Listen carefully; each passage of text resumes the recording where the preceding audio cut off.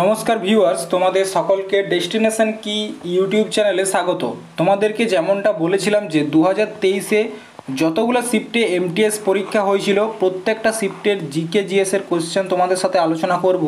তো দেখো আজকে আমরা তার সেকেন্ড শিফট, ঠিক আছে, সেকেন্ড শিফট অর্থাৎ আফটারনুন শিফটের প্রথম দিন এক্সামের যে কোশ্চেনগুলো এসেছিলো সেগুলো নিয়ে আলোচনা করব। প্রথমে দেখো যে প্রশ্নটা আছে, নৃত্যশিল্পী পদ্মা সুব্রমণ্যম, আলারমেল ভাল্লি, ইয়ামিনী কৃষ্ণমূর্তি অর্থাৎ এনারা কোন ডান্সের সাথে যুক্ত? তার সাথে কি আছে? অনিতা রত্নম, ঠিক আছে, মোহিনীআট্টম নাকি ভারতনাট্যম নাকি ওড়িশি নাকি মণিপুরি। তো মনে রাখবে ইয়ামিনী কৃষ্ণমূর্তি বা পদ্মা সুব্রমণ্যম, অনিতা রত্নম এনারা কিসের সাথে যুক্ত?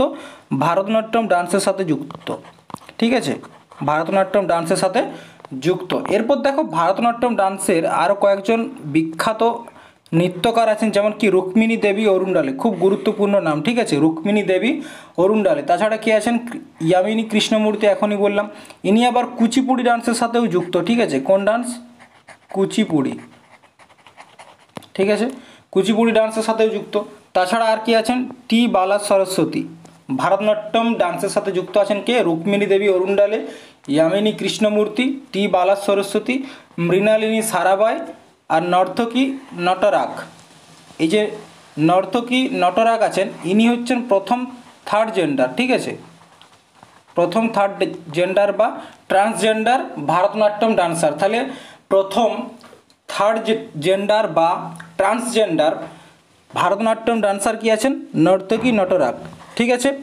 এরপর দেখো এই যে ভারতনাট্যম, এই ভারতনাট্যমের আরও একটি অন্য নাম হচ্ছে কি সাদিরাট্যম। কি বলা হয়? সাদিরাট্যম। কোথাকার ডান্স এটা? তামিলনাড়ুর ডান্স এবং ভারতবর্ষের সবথেকে পুরাতন ক্লাসিক্যাল ডান্স। এই কয়েকটা বিষয় মনে রাখবে। এরপর দেখো মোহিনীআট্টম। মোহিনী শব্দের অর্থ হচ্ছে কি সুন্দর, ঠিক আছে, আর সুন্দর কারা হয়? নারীরা হয় সুন্দর। তাহলে এই যে মোহিনীআট্টম এটা শুধুমাত্র কারা করে? মহিলারা করে, ঠিক আছে, নারীরা। সবথেকে বিখ্যাত মোহিনীআট্টমের একটা নাম হচ্ছে কল্যাণী কুটিয়াম্মা। কি নাম? কল্যাণী কুটিয়াম্মা, ঠিক আছে। তাছাড়া কি আমাদের যেসব ফিল্ম আর্টিস্টরা আছে, ঠিক আছে, হিরোইন আছেন, শ্রীদেবী, হেমা মালিনী, জয়াপ্রভা, ঠিক আছে, এনারা কিসের সাথে যুক্ত ছিলেন?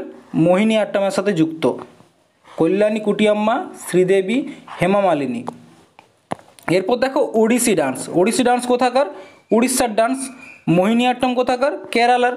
ওড়িশি ডান্স দেখো কেলুচরণ মহাপাত্র, বিরাট গুরুত্বপূর্ণ একটা নাম, ঠিক আছে, কেলুচরণ মহাপাত্র। তাছাড়া সোনাল মানসিং আছেন, সংযুক্তা পানিগ্রহী আছেন, ইন্দ্রাণী আছেন, মাধবী মুদগল আছেন। দেখো এই যে ইন্দ্রাণী, ইনি কিন্তু ওড়িশি ডান্সকে ইন্টারন্যাশনাল পর্যায়ে, ঠিক আছে, যদি প্রশ্ন আসে ইন্টারন্যাশনাল পর্যায়ে ওড়িশি ডান্সকে কে নিয়ে গেছেন? সেটা হচ্ছেন কে? ইন্দ্রাণী, ঠিক আছে। এরপর দেখো মণিপুরি ডান্স। মণিপুরি ডান্সে সবথেকে গুরুত্বপূর্ণ যেটা হয় সেটা হচ্ছে ঝাবেরি বেহেন। আমরা সবাই ঝাবেরি বেহেনটা মনে রাখি, কিন্তু সেখানে চারজন বোনের কথা বলা হয়েছে, ঠিক আছে, তাদের টাইটেলটা ঝাবেরি, তো তাদেরকে একত্রে ঝাবেরি বেহেন বলা হয়। তো সেই চারজন বোনের কি নাম? রঞ্জনা, দর্শনা, নয়না আর সুবর্ণা। রঞ্জনা, দর্শনা, নয়না, সুবর্ণা, ঠিক আছে, এই চারজন বোন মণিপুরি ডান্সের সাথে যুক্ত। তাছাড়া কে আছেন? গুরু বিপিন সিং এবং চারু মাথুর। গুরু বিপিন সিং এবং চারু মাথুর, ঠিক আছে। এরপর দেখো কুচিপুড়ি। কুচিপুড়ি ডান্স মনে রাখার সবথেকে সহজ উপায় হচ্ছে লাস্টে রেড্ডি টাইটেলটা থাকবে, ঠিক আছে, রেড্ডি রেড্ডি। ইয়ামিনী কৃষ্ণমূর্তি ভারতনাট্যমের সাথেও যুক্ত, কুচিপুড়ির সাথে যুক্ত বললাম। রাধা রেড্ডি, রাজা রেড্ডি, এই দুজনে কিসের সাথে যুক্ত? কুচিপুড়ি। তার সাথে শোভা নাইডু, ঠিক আছে, কুচিপুড়ি ডান্সের সাথে যুক্ত। এরপর দেখো কথাকলি। কথাকলি নারায়ণ মেনন, রীতা গাঙ্গুলি, মৃণালিনী সারাবাই, কৃষ্ণা নায়ার। মৃণালিনী সারাবাই আর কোন ডান্সের সাথে যুক্ত? এখনই তোমাদেরকে বললাম, সেটা কমেন্ট বক্সে জানাবে, ঠিক আছে। এরপর দেখো কথাকলি। কথাকলির কী বললাম? নারায়ণ মেনন, রীতা গাঙ্গুলি, মৃণালিনী সারাবাই, কৃষ্ণা নায়ার, ঠিক আছে। এরপর দেখো কত্থক। কত্থক হচ্ছে কোথাকার? নর্থ ইন্ডিয়ার ডান্স, ঠিক আছে, এবং একমাত্র ক্লাসিক্যাল ডান্স যেখানে হিন্দু প্লাস মুসলিম কালচার দেখতে পাওয়া যায়, ঠিক আছে। তাহলে হিন্দু প্লাস মুসলিম কালচার, অন্যান্য যে ক্লাসিক্যাল ডান্স আছে সেগুলোতে শুধুমাত্র হিন্দু কালচার দেখতে পাওয়া যায়, কিন্তু কত্থক যে ডান্সটা আছে, যেটা নর্থ ইন্ডিয়ার ডান্স, সেখানে কিন্তু হিন্দু এবং মুসলিম দুজনকারই কালচার দেখতে পাওয়া যায়। কে কে আছেন? কালকা প্রসাদ আছেন, ডক্টর বিরজু মহারাজ আছেন, সীতারা দেবী, তার সাথে মালবিকা সারাবাই। তাহলে কে কে আছেন? কালকা প্রসাদ, ডক্টর বিরজু মহারাজ, সীতারা দেবী এবং মালবিকা সারাবাই। এরপর দেখো আরেকটা হচ্ছে সত্রিয়া ডান্স, ঠিক আছে। দুজন খুব গুরুত্বপূর্ণ নাম, একটা হচ্ছে ইন্দিরা পিপি ভোরা এবং গুরু যতীন গোস্বামী। ইন্দিরা পিপি ভোরা এবং গুরু যতীন গোস্বামী। এরপর দেখো তোমরা যদি কেউ ক্লাসিক্যাল ডান্স নিয়ে ক্লাসটা করতে চাও, স্ট্যাটিক জিকে ক্লাস, তো এটা ক্লাসিক্যাল ডান্স, সেখানে সম্পূর্ণ ক্লাস কিন্তু একটা করানো আছে স্ট্যাটিক জিকের, আমাদের চ্যানেলের স্ট্যাটিক জিকের যে প্লেলিস্ট আছে সেখানে যাবে, দেখতে হবে, ঠিক আছে। এরপর দেখো নেক্সট, নিম্নলিখিত রাজ্যগুলির মধ্যে কোনটি 2023 সালের মার্চ মাসে রিয়াদে সন্তোষ ট্রফি জিতেছিলেন 54 বছরের ব্যবধানে? তো দেখো এখানে কে জিতেছেন এটার জন্য তোমাদেরকে প্রশ্নটা মানে আমি দিইনি, এটা যেহেতু কারেন্ট অ্যাফেয়ার্সের প্রশ্ন প্রত্যেক বছর চেঞ্জ হবে, ঠিক আছে। তো দেখো এই যে ট্রফিটা, এই ট্রফিটার নাম কি? সন্তোষ ট্রফি। এই ট্রফিটা কোন খেলার সাথে যুক্ত, এটাই গুরুত্বপূর্ণ প্রশ্ন, ঠিক আছে। তো এই ট্রফিটা হচ্ছে কি ফুটবল খেলার সাথে যুক্ত। কিসের সাথে? ফুটবল। ফুটবলের মধ্যে একটা গুরুত্বপূর্ণ কাপ হচ্ছে ডুরান্ড কাপ। এটা হচ্ছে এশিয়ার সবচেয়ে প্রাচীনতম, এশিয়ার ওল্ডেস্ট কাপ হচ্ছে কি Durand cup. Santosh trophy, Euro cup, Rovers cup, Copa cup, তাছাড়া কি ফিফা ওয়ার্ল্ড কাপ, ঠিক আছে। এগুলো কিন্তু ফুটবলের খুব গুরুত্বপূর্ণ কাপ। পরবর্তী প্রশ্ন দেখো, সংবিধানের 129 অনুচ্ছেদে মানে আর্টিকেল 129-এ কিসের নিয়ে চর্চা করা হয়েছে? এটি রাষ্ট্রপতিকে উপদেষ্টা মতামত দেওয়ার জন্য সুপ্রিম কোর্টের বিধান করে, এটি সুপ্রিম কোর্টকে মূল এখতিয়ারের একটি আদালত হওয়ার বিধান করে, নাকি এটি সুপ্রিম কোর্টকে একটি রেকর্ড আদালত হিসাবে প্রদান করে, নাকি এটি সুপ্রিম কোর্টকে অ্যাপিলের সর্বোচ্চ আদালত হওয়ার বিধান করে?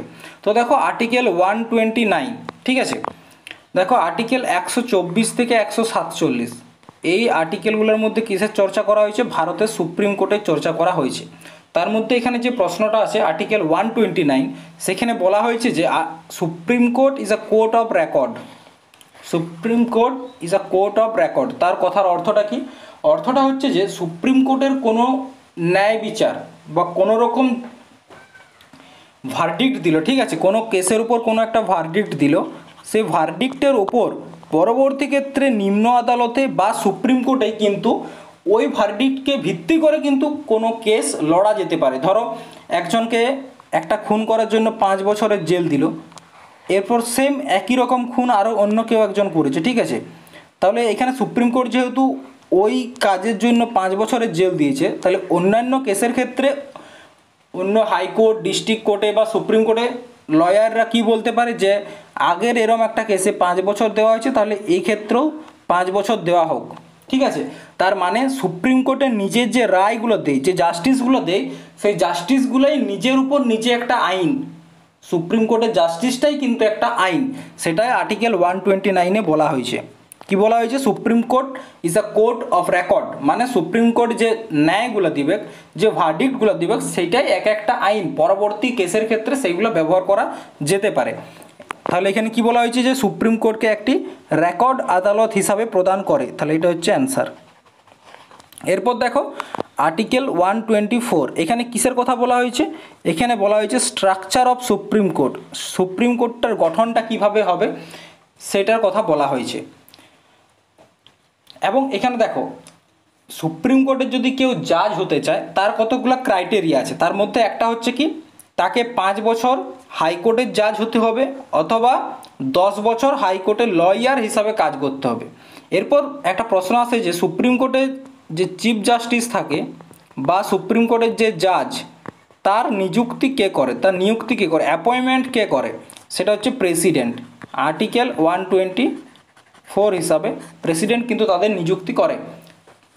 কিন্তু যখন আমরা চিফ জাস্টিস অফ ইন্ডিয়ার, ঠিক আছে, এখানে একটু গ্যাপ নেই, দেখো যখন আমরা চিফ জাস্টিস অফ ইন্ডিয়ার যে অ্যাপয়েন্টমেন্ট হয় তার জন্য প্রেসিডেন্টকে কি করতে হয়? কলেজিয়ামের যে হেল্প নিতে হয়, কার?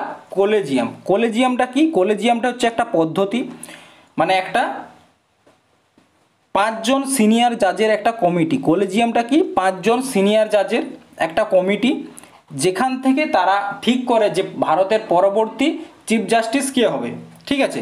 এবং এই কলেজিয়াম পদ্ধতির কারণেই কি হয়, সব থেকে বেশি পরিমাণে যে নেপোটিজম, সেটা আমরা কোথায় দেখতে পাই? সেটা কিন্তু আমরা দেখতে পাই আমাদের সুপ্রিম কোর্টে, ঠিক আছে।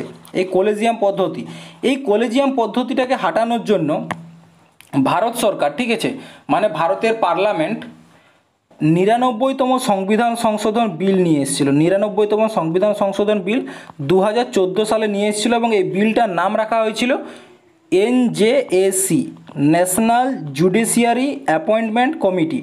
এই কমিটিতে কি করা হয়েছিল? 6 জন মেম্বার রাখা হয়েছিল, যার মধ্যে চিফ জাস্টিস অফ ইন্ডিয়া ছিল, ভারতের যে মুখ্য ন্যায়াধীশ তিনি ছিলেন, তাছাড়া 2 জন সিনিয়র জাজ ছিলেন এই 6 জনের কমিটিতে, তাহলে 2 জনকে 3 জন হলো। তাছাড়া কি ল মিনিস্টার ছিলেন, আইনমন্ত্রী, আর তার সাথে 2 জন ছিলেন পার্লামেন্ট, মানে সরকারের লোক ছিল। তাহলে NJAC, national judiciary appointment committee, এই কমিটিটাকে কি করতে চেয়েছিলেন? কলেজিয়ামের পরিবর্তে আনতে চেয়েছিল, ঠিক আছে। কিন্তু সুপ্রিম কোর্ট এই যে কনস্টিটিউশনাল অ্যামেন্ডমেন্ট যে বিলটা ছিল, সংবিধান সংশোধন বিলটা, এই বিলটাকেই কিন্তু খারিজ করে দিয়েছে। কারণটা কি? এইটার দেখো, কলেজিয়াম পদ্ধতিতে শুধুমাত্র 5 জন সিনিয়র জাজ থাকে, তারাই ঠিক করে পরবর্তী ক্ষেত্রে কে ভারতের চিফ জাস্টিস হবে। কিন্তু যদি NJAC আনা হয়, তাহলে সেক্ষেত্রে কিন্তু ওই কলেজিয়ামের যে পদ্ধতি সেটা কিন্তু কার্যকারী হচ্ছে না। তার জন্য কিন্তু সুপ্রিম কোর্ট এটাকে খারিজ করে দিয়েছে। তারা কি বলেছে? যে এটা সংবিধানের যে মূল স্ট্রাকচার, যে বেসিক স্ট্রাকচার আছে, তাকে ধ্বংস করা হচ্ছে। এরপর দেখো আর্টিকেল 125। আর্টিকেল 125-এ কী বলা হয়েছে? যে পেমেন্ট অফ দ্য জাজ, মানে সুপ্রিম কোর্টের যে জাজ আছেন, যে জাস্টিসরা থাকছেন, তাদের যে পেমেন্ট, তাদের বেতন সম্বন্ধে বলা হয়েছে। বেতন কোথার থেকে দেওয়া হয়? সঞ্চিত নিধির থেকে দেওয়া হয়, ঠিক আছে। সুপ্রিম কোর্টের যারা জাজ হয়, তাদের যে বেতন, তাদের সঞ্চিত নিধির থেকে বেতন দেওয়া হয়। এরপর সঞ্চিত নিধি মানে কি? যদি কোনো রকম ফাইন্যান্সিয়াল এমার্জেন্সিও আসে, সেই সময়ও কিন্তু সুপ্রিম কোর্টের যারা জাজ থাকেন, তাদের বেতন কিন্তু কাটা হয় না। সঞ্চিত নিধি থেকে যাদেরকে বেতন দেওয়া হয়, তাদের বেতন কিন্তু কাটা হয় না। বেতন যদি তোমরা জানতে চাও, তাহলে সুপ্রিম কোর্টের যিনি চিফ জাস্টিস থাকেন, তার বর্তমান বেতন হচ্ছে 2,80,000 টাকা, এবং অন্যান্য যারা জাস্টিস আছেন, জাজ আছেন, তাদের বেতন হচ্ছে 2,50,000 টাকা, ঠিক আছে। 2,80,000 এবং 2,50,000, এগুলো গুরুত্বপূর্ণ নয়, তবু জেনারেল নলেজের জন্য। এরপর দেখো acting chief justice of India, article 126।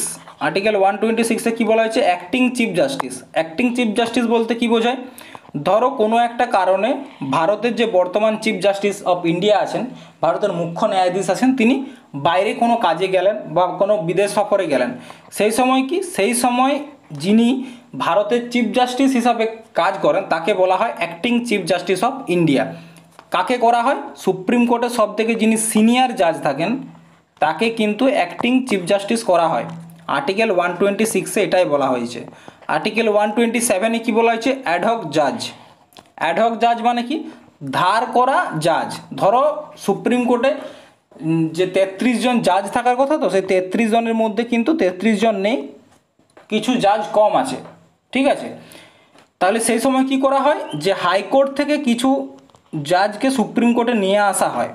এই যে হাইকোর্ট থেকে সুপ্রিম কোর্টে নিয়ে আসা হলো, এটাকে বলা হচ্ছে অ্যাডহক জাজ, ধার করে নিয়ে আসা। আর্টিকেল 127, 127 টাকা কী করছে? ধার করে নিয়ে এসছে। এরপর দেখো পরবর্তী আর্টিকেল 132, আর্টিকেল 132, এখানে কি বলা হয়েছে? Process of appeal from high court to supreme court. দেখো আমরা যদি কোনো একটা কেসে, ধরো হাইকোর্টে কেসটা লড়া হচ্ছে, এবং হাইকোর্টের যে ভার্ডিক্ট বা যে ন্যায়টা দিল, সেটাতে কেউ স্যাটিসফাই হলো না, সেক্ষেত্রে তারা কি করে? সুপ্রিম কোর্টে যেতে পারে। কিন্তু সুপ্রিম কোর্টে তার সোজা মুখ উঠায় চলে গেলে হবে না, তার জন্য কিছু প্রসেস আছে। সেই প্রসেসটাকেই বলা হচ্ছে আর্টিকেল 132-তে বলা হয়েছে যে কি প্রসেসের মাধ্যমে হাইকোর্ট থেকে সুপ্রিম কোর্টে যাওয়া যায়। এরপর দেখো আর্টিকেল 139, মৌলিক অধিকার ব্যতীত সুপ্রিম কোর্ট রিট উপস্থাপনের জন্য অনুচ্ছেদ 139 ব্যবহার করে। দেখো সুপ্রিম কোর্ট, আমি তোমাদেরকে আগের দিন ক্লাসে বলেছিলাম যে আর্টিকেল 32 অনুসারে সুপ্রিম কোর্ট 5 প্রকারের রিট জারি করতে পারে, ঠিক আছে। কিসের জন্য? যদি মৌলিক অধিকার উল্লঙ্ঘন হয়, সেক্ষেত্রে 5 প্রকারের রিট জারি করতে পারে আর্টিকেল 32 অনুসারে।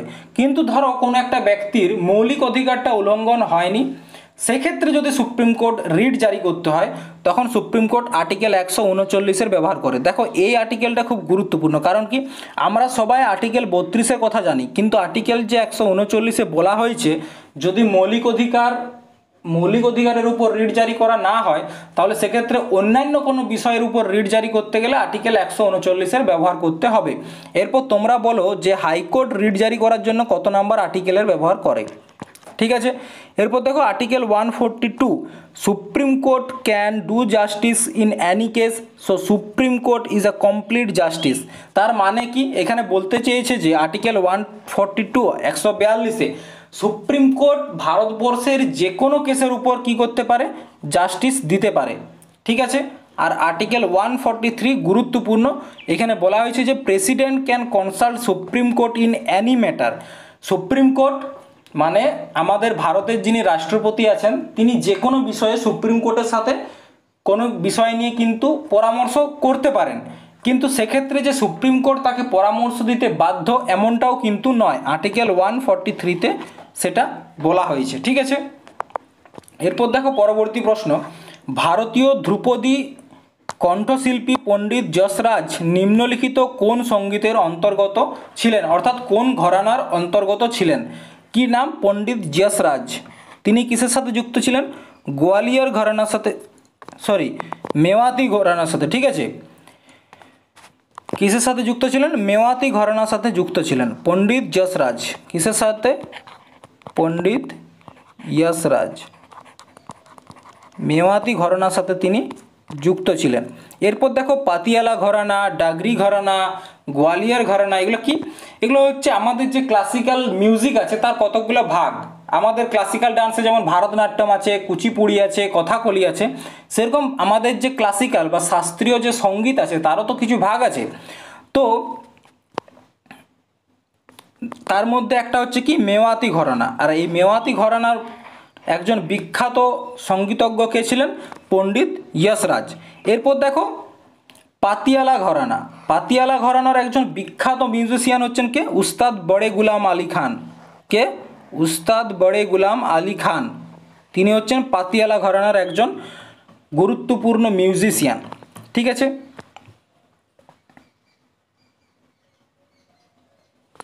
এরপর দেখো আরেকটা আছে ডাগর ঘরানা। ঠিক আছে, ডাগর ঘরানার একজন গুরুত্বপূর্ণ বা ফেমাস যদি ক্লাসিক্যাল মিউজিশিয়ানের কথা বলা হয় সেটা হচ্ছে রহিম ফহিমউদ্দিন। কি নাম? রহিম ফহিমউদ্দিন ডাগর। এই যে ডাগর ঘরানা তার প্রচলন তিনিই করেছিলেন, রহিম ফহিমউদ্দিন ডাগর। ঠিক আছে, এবং আরেকটা ছিল কি গোয়ালিয়র ঘরানা। গোয়ালিয়র ঘরানার বেশ কিছু গুরুত্বপূর্ণ মিউজিশিয়ান আছে, তার মধ্যে একটা আছে বিষ্ণু দিগম্বর পালুস্কার, ওমকারনাথ ঠাকুর, গুলাম হাসান। ঠিক আছে, তাহলে কে কে আছেন? বিষ্ণু দিগম্বর ফালুস্কার, ওমকারনাথ ঠাকুর, গুলাম হাসান, এগুলো হচ্ছে কি গোয়ালিয়র ঘরানার বেশ কিছু গুরুত্বপূর্ণ মিউজিশিয়ান। এরপর দেখো ভারতের সংবিধানের আর্টিকেল 29 থেকে 30 অনুচ্ছেদগুলি দেশের সাথে সম্পর্কিত। আর্টিকেল 29 এবং 30 সাংস্কৃতিক এবং শিক্ষাগত অধিকার, নাকি স্বাধীনতার অধিকার, নাকি সমতার অধিকার, নাকি ধর্ম এবং স্বাধীনতার অধিকার? তো দেখো আমাদের যে ফান্ডামেন্টাল রাইট তার চর্চা আছে আমাদের সংবিধানের ভাগ 3-এ। কত নাম্বার ভাগে? ভাগ 3-এ, আর্টিকেল নাম্বার 12 থেকে 35। ঠিক আছে, তো তার মধ্যে দেখো কতগুলো আর্টিকেল খুব গুরুত্বপূর্ণ। আর্টিকেল 14 থেকে 18, এই 14 থেকে 18টাকে কিসের সাথে কি বলা হয়েছে? রাইট টু ইকুয়ালিটি, সমানতার অধিকার। আর্টিকেল 14 থেকে 18 মধ্যে কি আছে? সমানতার অধিকার। আর্টিকেল 19 থেকে 22, এখানে কি বলা হয়েছে? রাইট টু ফ্রিডম, স্বাধীনতার অধিকার। আর্টিকেল 19 থেকে 22। আর্টিকেল 23 এবং 24 রাইট টু এক্সপ্লোশন, তার মানে কি কোনো রকম তোমার উপর কোনো রকম কি বলবো যেটা কি বলবো তোমার উপর কোনো রকম অত্যাচারের হাত থেকে মুক্তি পাওয়ার অধিকার। ঠিক আছে, অত্যাচারের হাত থেকে মুক্তি পাওয়ার অধিকার আর্টিকেল 23 এবং 24। আর্টিকেল 25 থেকে 28, এখানে কি বলা হয়েছে? রাইট টু রিলিজিয়াস ফ্রিডম, মানে কি তুমি তোমার ধর্মকে নিয়ে যে স্বাধীনতা সেটা আর্টিকেল 25 থেকে 28-এর মধ্যে আছে। আর্টিকেল 29 এবং 30 culture and educational right two minority, অর্থাৎ কি ভারতের যারা মাইনরিটি আছে তাদেরকে তাদের সাংস্কৃতিক এবং ধার্মিক শিক্ষার কালচারাল অ্যান্ড এডুকেশনাল রাইট, সাংস্কৃতিক এবং শিক্ষাগত অধিকার কাদেরকে, মাইনরিটি মানে কি যারা সংখ্যায় কম, ঠিক আছে। আর আর্টিকেল 32 হচ্ছে কনস্টিটিউশনাল রেমেডিজ। তো দেখো এখানে কি বলা হয়েছে, আর্টিকেল 29 এবং 30 কিসের সাথে যুক্ত, সাংস্কৃতিক এবং শিক্ষার অধিকার কাদের জন্য, মাইনরিটিদের জন্য, ঠিক আছে, এটা কিন্তু মনে রাখবে, মাইনরিটিদের জন্য। এরপর দেখো এই যে ফান্ডামেন্টাল রাইট, এটা আমরা কোথাকার সংবিধান থেকে নিয়েছি, এটা আমরা আমেরিকার, ইউএসএ, ইউনাইটেড স্টেট অফ আমেরিকার যে সংবিধান সেখান থেকে আমরা ফান্ডামেন্টাল রাইটটা নিয়েছি, ঠিক আছে। এবং এই ফান্ডামেন্টাল রাইটকে কি বলা হয়, ম্যাগনা কার্টা বলা হয়। ভারতের সংবিধানের ম্যাগনা কার্টা কাকে বলা হয়, ফান্ডামেন্টাল রাইটকে। এরপর দেখো আর্টিকেল 32, একটু আগে এটা নিয়ে আলোচনা করছিলাম যখন সুপ্রিম কোর্টের যে প্রশ্নটা ছিল সেটা করছিলাম, ঠিক আছে। তো দেখো আর্টিকেল 32 অনুসারে সুপ্রিম কোর্ট 5 প্রকারের রিট জারি করে, একটা হচ্ছে হোবিয়াস কর্পাস, একটা হচ্ছে কোয়ারেন্টো, ম্যান্ডামাস, প্রহিবিশন আর একটা উৎপ্রিশন, ঠিক আছে। তো দেখো হোবিয়াস কর্পাস মানে কি, কোনো বন্দিকে কি করতে হবে, 24 ঘন্টার মধ্যে সশরীরে কোর্টে পেশ করতে হবে। কোথায়, কোর্টে পেশ করতে হবে। ধরো এই একটা প্রশ্ন এসএসসিতে এসেছিল 2-3 বছর আগে, যে কোনো একটা ব্যক্তিকে যদি ইল্লিগালি অ্যারেস্ট করা হয়, ইল্লিগালি পুলিশ অ্যারেস্ট করে, তখন সুপ্রিম কোর্ট কোন ধরনের রিট জারি করবে, আর্টিকেল 32 অনুসারে। তখন কি, আর্টিকেল 32 অনুসারে হোবিয়াস কর্পাস মানে কি, বন্দিকে 24 ঘন্টার মধ্যে কোর্টের ভেতর সশরীরে আনতে বলবে, ঠিক আছে, এটাকে বলা হচ্ছে হোবিয়াস কর্পাস। এরপর হচ্ছে কোয়ারেন্টো মানে কি, তোমার কি অধিকার, ধরো তোমার কাজ হচ্ছে আম পাড়া, আর তুমি যদি পাড়তে যাও কাঁঠাল, তাহলে তোমাকে তো বলবে যে তোমার আম পাড়ার অধিকার আছে, তুমি কাঁঠাল কেন পাড়তে আসছো। তার মানে কি, কোয়ারেন্টো মানে হচ্ছে কি তোমার কি অধিকার। কোনো ব্যক্তি যদি তার অধিকারের বাইরে কাজ করে তখন সুপ্রিম কোর্ট কি করে, সুপ্রিম কোর্ট কোয়ারেন্টো রিট জারি করে, ঠিক আছে। এরপর হচ্ছে ম্যান্ডামাস মানে কি, ম্যান্ডামাস মানে হচ্ছে আমি আদেশ দিচ্ছি। এরপর দেখো ধরো কোনো সরকারি কর্মচারী সঠিকভাবে কাজ করছে না, সেক্ষেত্রে সুপ্রিম কোর্ট কোন ধরনের রিট জারি করবে, তখন ম্যান্ডামাস মানে সুপ্রিম কোর্ট তাকে আদেশ দিবে তার কাজটা ঠিক করে করার জন্য। এরকম একটা প্রশ্ন এসেছিল যে কোনো সরকারি কর্মচারী যদি তার নিজের কাজ ঠিকঠাকভাবে না করে, বা কোনো সরকারি শিক্ষক যদি তার সময়ের মধ্যে সিলেবাস কমপ্লিট না করে, তাহলে আর্টিকেল 32 অনুসারে সুপ্রিম কোর্ট কোন ধরনের রিট জারি করে, ম্যান্ডামাস জারি করে, ঠিক আছে, এটা মনে রাখবে। প্রহিবিশন এবং আরেকটা হচ্ছে উৎপ্রেষণ, এটা কে ইউজ করে, হায়ার কোর্ট লোয়ার কোর্টের জন্য, উচ্চ ন্যায়ালয় নিম্ন আদালতের জন্য, ঠিক আছে, জারি করে হায়ার কোর্ট। দেখো প্রহিবিশন কখন দেয়, প্রহিবিশন যখন জাজমেন্ট দেই নাই, ধরো কোনো একটা কোর্ট, ধরো হাইকোর্ট এমন কিছু একটা জাজমেন্ট দিতে যাচ্ছে যে জাজমেন্টটা তার অধিকারের বাইরে, তখন কি করবে, প্রহিবিশন লাগাবে। কিন্তু ধরো এমন একটা কি করলো, জাজমেন্ট দিয়ে দিয়েছে, তখন সুপ্রিম কোর্ট কি করবে, উৎপ্রেষণ লাগাবে। উৎপ্রেষণ হচ্ছে একটা রিট, ঠিক আছে। এরপর দেখো নিচের কোনটি প্রতিদিনের বায়ুমণ্ডলীয় আবহাওয়া পরিবর্তনের সাথে যুক্ত, অ্যাসথেনোস্ফিয়ার, স্ট্র্যাটোপজ, ট্রপোস্ফিয়ার নাকি লিথোস্ফিয়ার। তাহলে কি অ্যাসথেনোস্ফিয়ার, স্ট্র্যাটোপজ নাকি ট্রপোস্ফিয়ার নাকি লিথোস্ফিয়ার। তো দেখো আমাদের যে বায়ুমণ্ডল আছে সেই বায়ুমণ্ডলকে কয়েকটা ভাগে ভাগ করা হয়। প্রথমত কি আছে, ট্রপোস্ফিয়ার আছে, স্ট্র্যাটোস্ফিয়ার আছে, মেসোস্ফিয়ার, ট্রপোস্ফিয়ার, এক্সোস্ফিয়ার, ঠিক আছে। তো দেখো ট্রপোস্ফিয়ার মাটির থেকে সব থেকে কাছে যেটা আছে সেটা হচ্ছে ট্রপোস্ফিয়ার, যেটা হচ্ছে 14 থেকে 20 কিলোমিটারের মধ্যে, ঠিক আছে। তারপরে হচ্ছে কি, ট্রপোস্ফিয়ারের পরে আসছে কি, ট্রপোস্ফিয়ারের পরে স্ট্র্যাটোস্ফিয়ার, ঠিক আছে, যার উচ্চতা হচ্ছে কি 20 থেকে 50, ঠিক আছে। স্ট্র্যাটোস্ফিয়ারের উপর আসে ম্যাসোস্ফিয়ার, কি আসে, ম্যাসোস্ফিয়ার, ঠিক আছে, যার উচ্চতা হচ্ছে প্রায় 80 কিমি মতো, ঠিক আছে। এবং এখানে কি হয় জানো, যত উচ্চতা বাড়তে থাকে টেম্পারেচার তত কমতে থাকে, ঠিক আছে। এই ম্যাসোস্ফিয়ারে কি হয়, উচ্চতা বাড়ার সাথে সাথে টেম্পারেচার কমতে থাকে। এই ম্যাসোস্ফিয়ারের উপরে কি থাকে, এই ম্যাসোস্ফিয়ারের উপরে এই পুরোটাকে বলা হচ্ছে কি থার্মোস্ফিয়ার, কি বলা হয়, থার্মোস্ফিয়ার, ঠিক আছে। এরপর দেখো তোমরা যদি ভালো করে দেখো যে ট্রপোস্ফিয়ার এবং যে স্ট্র্যাটোস্ফিয়ার আছে, এই স্ট্র্যাটোস্ফিয়ার এবং ট্রপোস্ফিয়ারকে একটা লাইন কি করেছে, আলাদা করছে। এই যে লাইনটা আলাদা করছে তাকে কি বলা হয়, তাকে বলা হয় ট্রপোপোজ। ট্রপোপোজ, ঠিক আছে। সেরকমভাবে দেখো স্ট্র্যাটোস্ফিয়ার এবং মেসোস্ফিয়ারকেও একটা লাইন চেঞ্জ করছে, মানে আলাদা করছে, তাকে বলা হচ্ছে কি স্ট্র্যাটোপজ।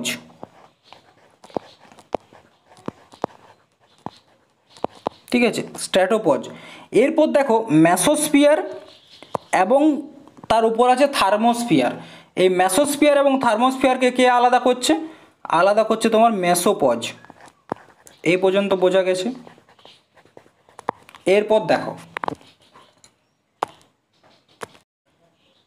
কি বললাম, প্রথমে ভূমণ্ডল, তারপরে কি আছে ট্রপোস্ফিয়ার, এটা হচ্ছে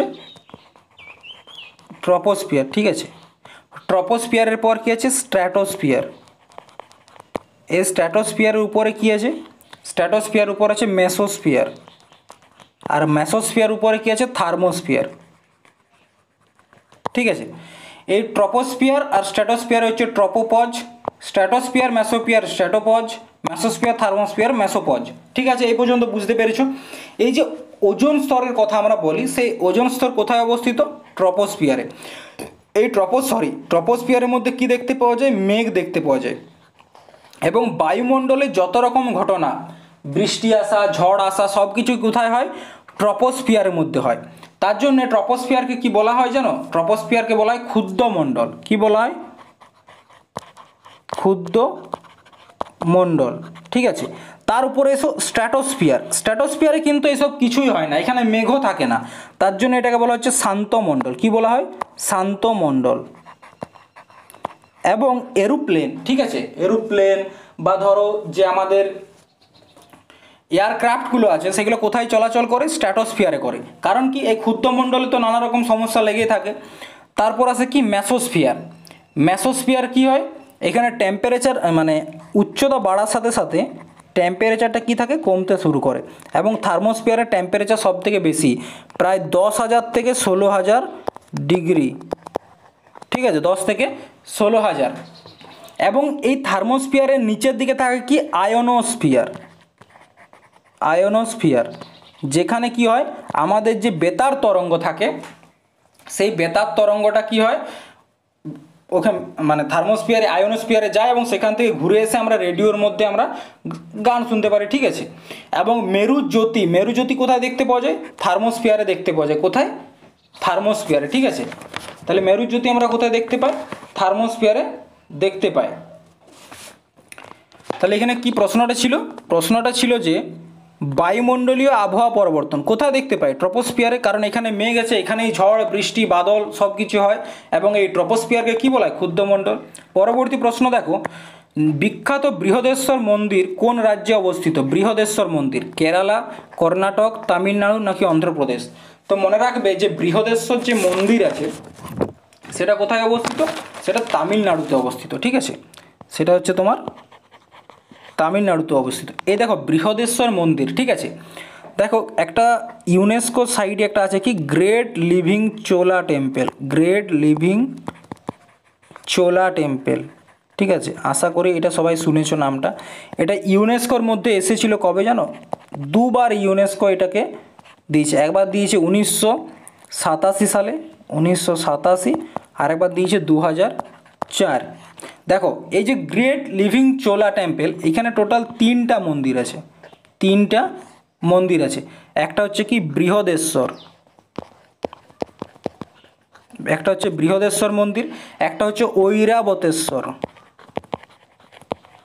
একটা হচ্ছে কি ঐরাবতেশ্বর, আর একটা কি আছে গঙ্গাইকোন্ডচোলপুরম, গঙ্গাইকোন্ডচোলপুরম টেম্পল। তো দেখো এই যে বৃহদেশ্বর মন্দির, এটা কোথায়, তামিলনাড়ুতে অবস্থিত। এটাকে কে বানিয়েছিল, চোল বংশের রাজরাজ প্রথম। কে বানিয়েছিলেন, রাজরাজ প্রথম, ঠিক আছে। এবং এই বৃহদেশ্বর মন্দিরটা তামিলনাড়ুর এক্স্যাক্ট জায়গা যদি বলা হয় সেটা হচ্ছে তাঞ্জাবুর, ঠিক আছে। এবং এটা হচ্ছে ভগবান শিবকে রিলেটেড মন্দির, ভগবান শিবের একটা মন্দির। এবং 1987 সালে এই বৃহদেশ্বর মন্দিরটা কি হয়েছিল, ইউনেস্কোর ওয়ার্ল্ড হেরিটেজ সাইটে যুক্ত হয়। এবং এই ঐরাবতেশ্বর মন্দির এবং গঙ্গাইকোন্ড চোলপুরম এটা 2004 সালে ইউনেস্কোর সাথে যুক্ত হয়। বোঝা গেছে? আশা করি বুঝতে পেরেছো। তাহলে কি বলেছে, বৃহদেশ্বর মন্দির কোথায়, তামিলনাড়ুতে অবস্থিত। এরপর দেখো আরও কয়েকটা মন্দির গুরুত্বপূর্ণ, ঠিক আছে। তার আগে দেখো একটা হচ্ছে কর্ণাটকের যে হাম্পির, কর্ণাটকা, ঠিক আছে, কর্ণাটকার হচ্ছে কি হাম্পির স্মারক সমূহ। হাম্পি কি জানো তো, যে বিজয়নগর সাম্রাজ্য ছিল, সেই বিজয়নগর সাম্রাজ্যের যে শেষ ক্যাপিটাল বা শেষ রাজধানী কোথায় ছিল, হাম্পিতে ছিল। হাম্পির ছবি তোমরা কোথায় দেখতে পাবে, হাম্পির ছবি তোমরা যদি দেখতে চাও সেটা হচ্ছে 50 টাকার যে নোট আছে আমাদের, নতুন 50 টাকার নোট, সেখানে কিন্তু তোমরা হাম্পির ছবি দেখতে পাবে, ঠিক আছে। এরপর দেখো কর্ণাটক, কি বললাম, হাম্পির স্মারক সমূহ, এটা 1986 সালে কি হয়েছিল, ইউনেস্কোতে যুক্ত হয়েছিল। এবং হাম্পি কি বিজয়নগর সাম্রাজ্যের লাস্ট ক্যাপিটাল, ঠিক আছে। কর্ণাটকে আরও একটা মন্দির আছে, সেটাকে বলা হচ্ছে হোয়েসেল মন্দির সমূহ। কি বলা হয়, এটা সব ইরেজ করছি, হ্যাঁ, সেটাকে বলা হচ্ছে হোয়েসেল, হোয়েসেল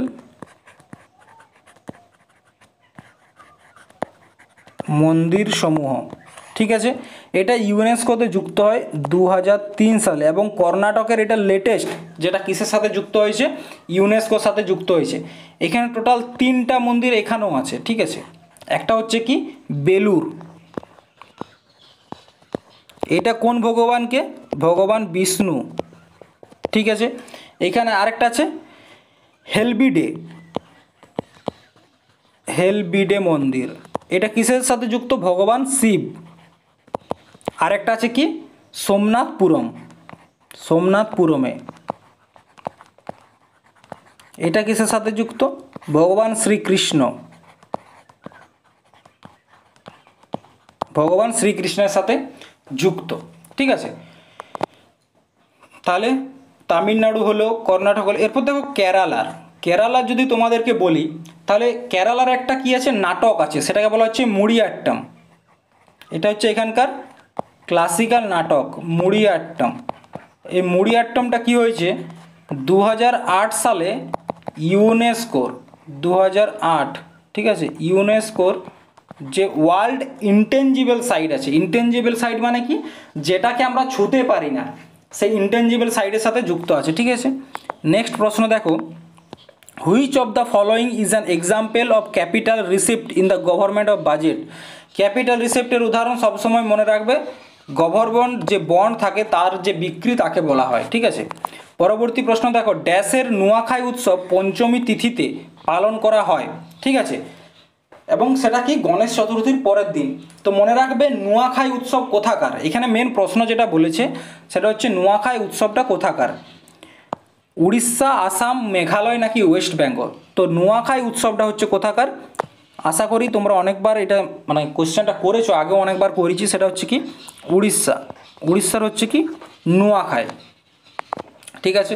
দেখো উড়িষ্যার আরও কিছু গুরুত্বপূর্ণ উৎসব যেমন কি ধনুযাত্রা, নুয়াখাই, রজ পর্ব, বালিযাত্রা, রথযাত্রা যেটা রিসেন্টলি হলো, সেখানে নাকি এই বছর রত্ন ভাণ্ডারটাও খুলেছিল, ঠিক আছে। তাহলে উড়িষ্যার কী কী আছে, ধনুযাত্রা আছে, নুয়াখাই আছে, রজ পর্ব আছে, বালিযাত্রা আছে। আসাম, উৎসবের দিক থেকে আসাম খুব গুরুত্বপূর্ণ। নর্থ ইস্টের যতগুলো রাজ্য আছে পরীক্ষায় মানে উৎসবের দিক থেকে সবগুলো গুরুত্বপূর্ণ, ঠিক আছে। আসামে আছে বাচুয়া আছে, বিহু, মিদাম মেফি, এই প্রশ্নটা এসএসসি অনেকবার জিজ্ঞেস করেছে, মিদাম মেফি কোথাকার, আসামের। আম্বুবাচির উৎসব, কামাখ্যা মন্দির কোথায়, আসাম, ঠিক আছে। এরপর দেখো মেঘালয়, মেঘালয়ের হচ্ছে ওয়াংলা, এই ওয়াংলাকে বলা হচ্ছে কি ফেস্টিভ্যাল অফ 100 ড্রামস, 100টা ঢোলের উৎসব, কাকে বলা হয়, বলা হয় মেঘালয়ের ওয়াংলা উৎসব। তাছাড়া কি আছে নোংক্রেন, চেরি ব্লেজ, বেহেরি খেলাম, এগুলো কোথাকার, মেঘালয়। ওয়েস্ট বেঙ্গলের আমাদের তোমরা আশা করি জানো পহেলা বৈশাখ, দুর্গা পূজা, বসন্ত উৎসব, জগদ্ধাত্রী পূজা, আরও অনেক উৎসব আছে। মিজোরাম, মিজোরামের কয়েকটা গুরুত্বপূর্ণ চাপচার কুট আর মিমকুট, এই কুট থাকলেই মনে রাখবে সেটা কোথাকার, কুট হচ্ছে মিজোরামের, চাপচার কুট আর একটা হচ্ছে মিমকুট। এরপর লাদাখ, লাদাখের দেখো লোসার আর হেমিস গুম্ফা খুব গুরুত্বপূর্ণ, লাদাখের লোসার আর হেমিস গুম্ফা। সিকিমের কি কি আছে? সিকিমের লোসাং, সাগাদাবা, সাকেবা। সাগাদাবা এসএসসির প্রিয় কোশ্চেন, এটা মনে রাখবে। নাগাল্যান্ড, নাগাল্যান্ডের হচ্ছে হর্নবিল। এই হর্নবিলকে বলা হয় কি? ফেস্টিভ্যাল অফ ফেস্টিভ্যাল, উৎসবের উৎসব। কি বলা হয়? উৎসবের উৎসব। কাকে বলা হয়? নাগাল্যান্ডের হর্নবিলকে উৎসবের উৎসব। 10 দিন ধরে হয় এটা, ঠিক আছে, এবং কবে থেকে চালু হয়? 1 ডিসেম্বর চালু হয়। তাছাড়া কি আছে? মোয়াৎসু আছে, সেনক্রেই নাগাল্যান্ডের। ত্রিপুরার দেখো কের পূজা, খরচি পূজা, গড়িয়া পূজা, হোজাগিরি উৎসব কোথায় আছে? ত্রিপুরার। এরপর দেখো নেক্সট, নিচের কোনটি সচিন টেন্ডুলকারের আত্মজীবনী? আনব্রেকেবল নাকি প্লেয়িং ইট মাই ওয়ে নাকি আই এম নট মাসিহা নাকি ম্যানি ট্রাস্ট উইথ গড? দেখো সচিন টেন্ডুলকারের আত্মজীবনীটির নাম হচ্ছে কি? Playing it my way. এবং এখানে যে বাকি বইগুলো আছে সেগুলো গুরুত্বপূর্ণ, যেমন আনব্রেকেবল। আনব্রেকেবল কার? ম্যারি কমের লেখা। আই এম নট মাসিহা, এটা কার লেখা? সোনু সুড, অ্যাক্টার, ঠিক আছে, সোনু সুড, তার লেখার নাম কি? I am not messiah. My many trust with God, এটা কার?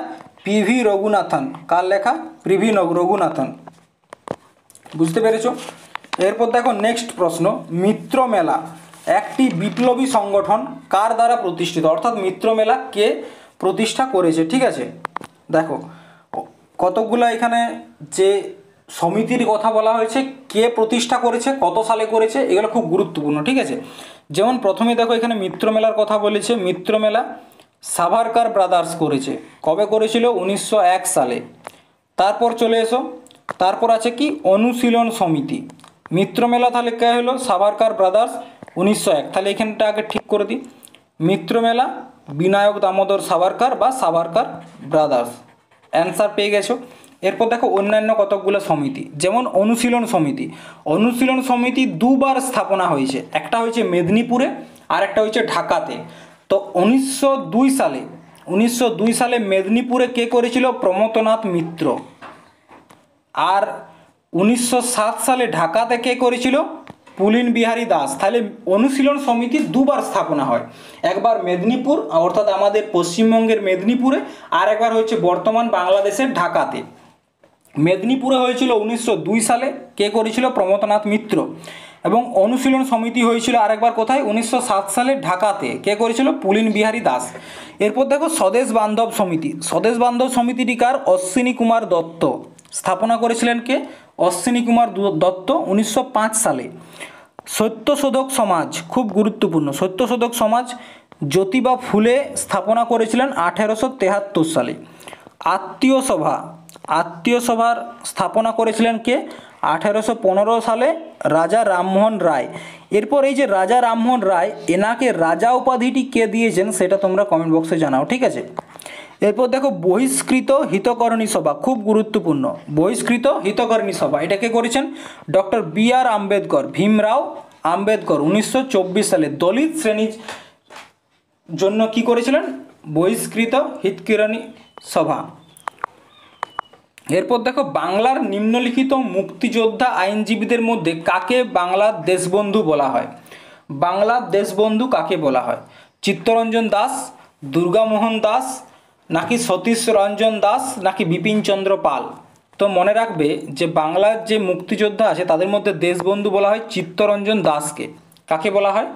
চিত্তরঞ্জন দাস। চিত্তরঞ্জন দাস কী ছিলেন? একজন স্বাধীনতা সংগ্রামী ছিলেন এবং চিত্তরঞ্জন দাস নেতাজি সুভাষচন্দ্র বোসের পলিটিক্যাল গুরু, রাজনৈতিক গুরু ছিলেন কে? চিত্তরঞ্জন দাস। এই চিত্তরঞ্জন দাস 1923 সালে, ঠিক আছে, মতিলাল নেহরু, তার সাথে হচ্ছে কি আরেকজন এনসি কেলকার। এনসির পুরো নামটা কি? নরসিম্হা চিদম্বরম, ঠিক আছে। তো 1923 সালে চিত্তরঞ্জন দাস, মতিলাল নেহরু এবং এনসি কেলকার এই তিনজন মিলে কি করেছিল? স্বরাজ পার্টির স্থাপনা করেছিল। কি পার্টির? স্বরাজ পার্টি, ঠিক আছে, স্বরাজ পার্টির স্থাপনা করেছিলেন। কে করেছিলেন? চিত্তরঞ্জন দাস। স্বরাজ পার্টির কথা যখন হচ্ছে সেখানে আরও একটা মানে পার্টির কথা আমাদেরকে জানতে হবে, সেটা হচ্ছে মুসলিম লীগ। আইএনসি নিয়ে আমরা অনেকেই পড়ি কিন্তু মুসলিম লীগ নিয়ে পড়ি না, ঠিক আছে। তো মুসলিম লীগের স্থাপনা হয়েছিল 1906 সালে। কখন হয়েছিল? 1906 সালে। এবং এটাকে মানে স্থাপনা করেছিলেন সালিমুল্লাহ খান। সালিমুল্লাহ খান, ঠিক আছে, তিনি কিন্তু মুসলিম লীগের স্থাপনা করেছিলেন। এরপর দেখো এখানে একটা নাম আছে কি, বিপিন চন্দ্র পাল। বিপিন চন্দ্র পাল, তোমরা জানো এই বিপিন চন্দ্র পালকে? এই বিপিন চন্দ্র পাল হচ্ছে লাল বাল পালের 3 নাম্বার যে ব্যক্তি। বাল গঙ্গাধর তিলক, লালা লাজপত রায় এবং আরেকজন কে ছিলেন? বিপিন চন্দ্র পাল, ঠিক আছে। তাহলে লাল বাল পালের একজন অঙ্গ ছিলেন কে? বিপিন চন্দ্র পাল, ঠিক আছে। তিনিও একজন স্বাধীনতা সংগ্রামী ছিলেন, তার সাথে একজন রাইটারও ছিলেন। তিনি কয়েকটি বই লিখেছেন, ঠিক আছে। তার মধ্যে একটা হচ্ছে মহারানী ভিক্টোরিয়া, মহারানী ভিক্টোরিয়া। তাছাড়া আর কি বই লিখেছেন? বইগুলো খুব গুরুত্বপূর্ণ, ঠিক আছে। আরেকটা হচ্ছে শোভনা, শোভনা। এরপর দেখো বিপিনচন্দ্র পালের কয়েকটা অটোবায়োগ্রাফি আছে। অটোবায়োগ্রাফি কি কি? একটা আছে 1908 সালে লিখেছিলেন। কবে? 1908 সালে, জেলের খাতা। কি লিখেছিলেন?